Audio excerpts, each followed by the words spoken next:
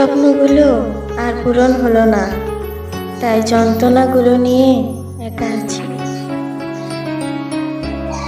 তখনই খুব বেশি, যখন আপন মানুষটা পরের মতো ব্যবহার করে। কারো পছন্দ হয়ে যাওয়াটা খুব সহজ, কিন্তু সারা জীবন কারো পছন্দ হয়ে থাকা খুব কঠিন।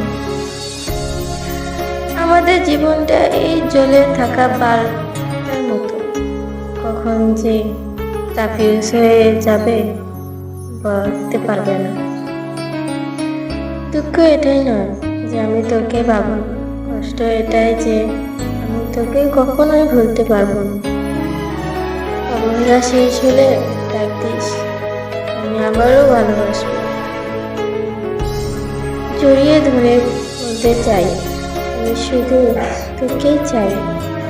জানি না কেন তোমায় এত ভালো লাগে, জানি না তোমায় কেন এত মনে পড়ে, জানি না কেন তোমায় এত মিস করি। হয় তোমাকে খুব ভালোবাসি,